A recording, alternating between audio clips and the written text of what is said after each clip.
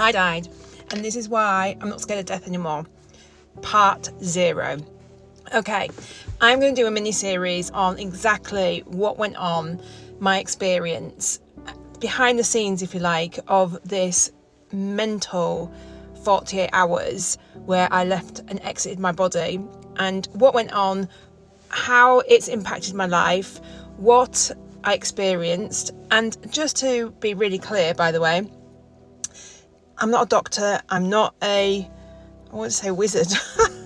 I'm not a doctor, I'm not a nurse, I'm not a scientist, I'm just a normal, regular human who's had this kind of crazy experience.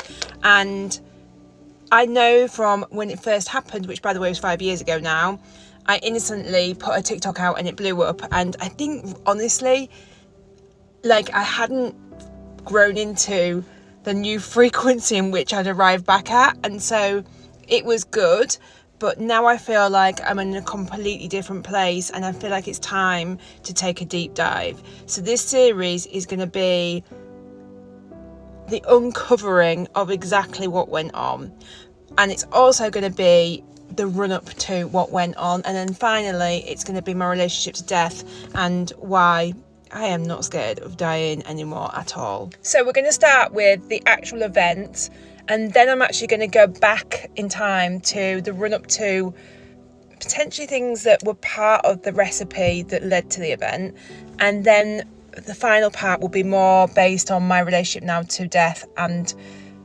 bigger things. What I'm going to say is this is only my experience I'm sharing. This is not anything else. This is pure experience. And I guess one of the reasons why I'm doing this is, it's kind of for selfish reasons, if I'm honest. Even it's been 5 years since it happened, and I had this innate knowing very, very rapidly when I came back into my body that you don't get a second chance without a job. However, it's like that amnesia thing that happens when we arrive on planet Earth in the beginning.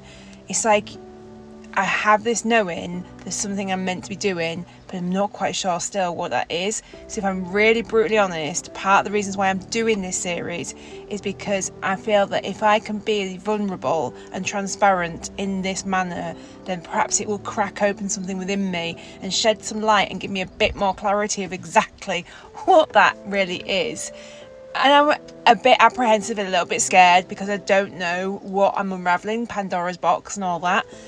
However, one of the number one regrets that people have on their deathbed is just not saying yes enough, and also the fact that people have been scared of doing things out their comfort zone and that they wish they had.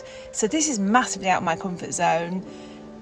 I just keep telling myself what I've got to lose. I'm having a chat to a camera right now, to my mobile phone.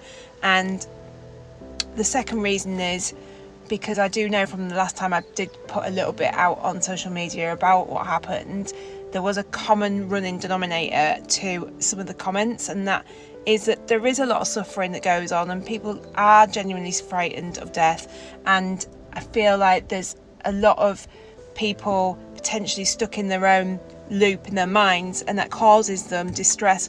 And if I can do anything to help one person even feel more peace in their experience of being a human being, well, a spiritual being actually in a human body, then I feel that would feel good.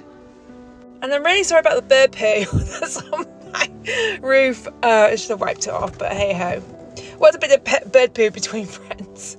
And I'm really apologise that I'm setting this up so much before I'm actually diving into the nitty gritty, but I feel like I really need to get clarity. Maybe that's for me, I don't know, but some clarity of where this series is going to go so that we can really dive deep and unravel some important topics. And I will share everything I know from my experience.